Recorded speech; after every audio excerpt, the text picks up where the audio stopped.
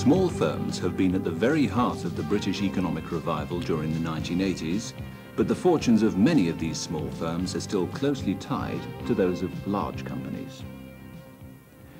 From the late 1970s onwards, many large manufacturers were forced to reduce in size dramatically, and where they survived recession, now, rather than build up again to their former size, they increasingly rely on small firms for their tooling and components. Barkley Plastics is one of the many prosperous small to medium-sized firms in the West Midlands who have played a vital part in the regeneration of the region. The factory is located in Highgate, an area of Birmingham which has seen much industrial prosperity in the past and is now enjoying a new era of development in the age of information technology. This factory site here has been in existence, to my knowledge, for approximately 200 years. When we moved here 20 years ago, we had records of companies that had existed here for 148 years. And it was only when we started to renovate and to do some excavations into doing improvements to the factory that we found signs of the predecessors of the people who had been here the 148 years, went back to a pearl button factory. We found during the course of excavation that there was tens of thousands of pearl button shells. I have one here, which is one of the examples, and you can see where the pearl buttons were imported, and then each button had to be pierced out by hand, and then the holes were drilled. The pearl button industry went exactly the same way as a good number of industries in Birmingham, where it was very, very popular, certainly as far as the buckles were concerned.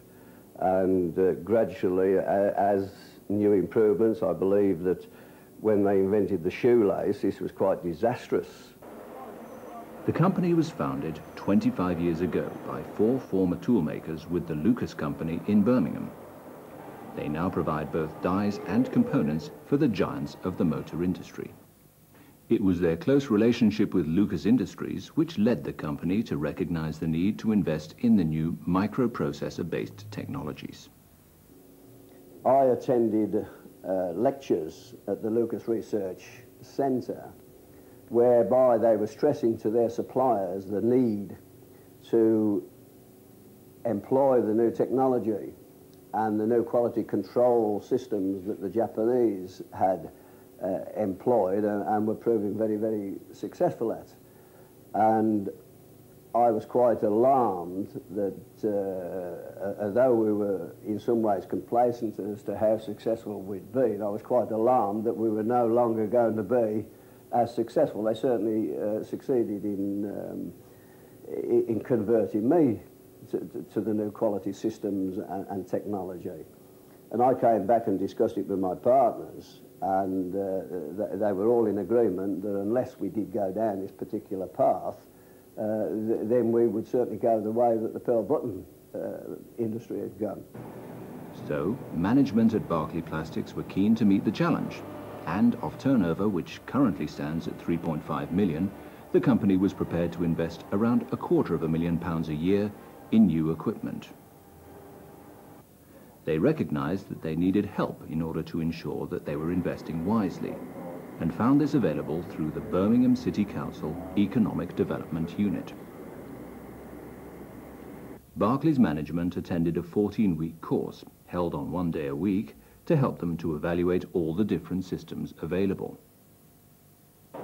The company has built its business on producing very high-quality tools, and it was in this area that the main investments have taken place.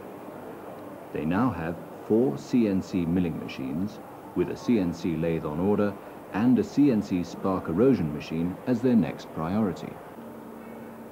The investment is already paying off in time and quality, as on these machines they can make a tool in a week, whereas previously it would have taken a month.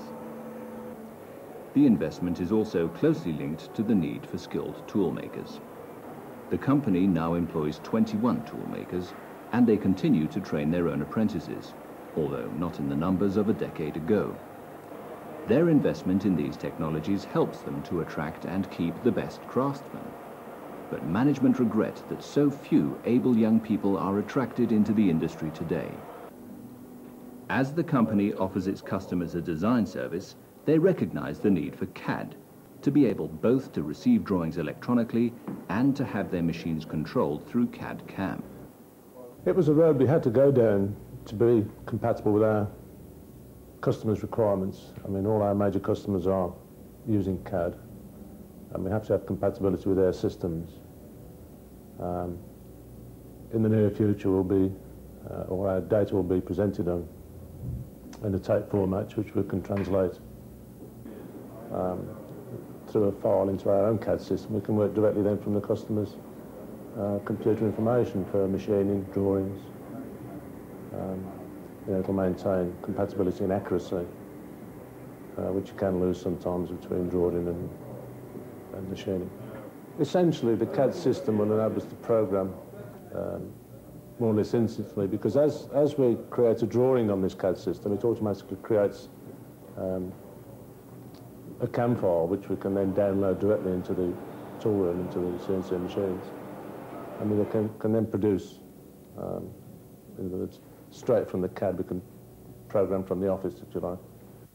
To make these investments in new technology fully effective, a substantial investment in training has also been necessary. And here again, the EDU has been an important source of support. Their toolmakers have been on training courses for CNC milling machines and CNC spark erosion machines, and their designers and production engineers have been trained in CAD/CAM. The company has also had a major push on quality to meet the quality standards demanded by the auto industry today. They have invested in a fully computerized quality control system. We have invested in this quality control system because all our customers are mainly high engineering companies for the automotive trade, and they require us to put the investment in and to keep up with the latest technology. Basically, it's all computerised. It ranges from average and range charts, FMEA, control plan. It's all linked up throughout the factory. It's got 3 workstations. One's linked up to a measuring machine, and the other 2, one for the rear mould shop and one for the main mould shop. Quality on the 1,500 different components which they produce can be continuously monitored. They have also invested in a 3D measuring machine, and most recently in a high-definition microscope to be used where a probe is inappropriate for some of the soft plastic surfaces of their components. The willingness to keep abreast of the times is not just confined to new technology.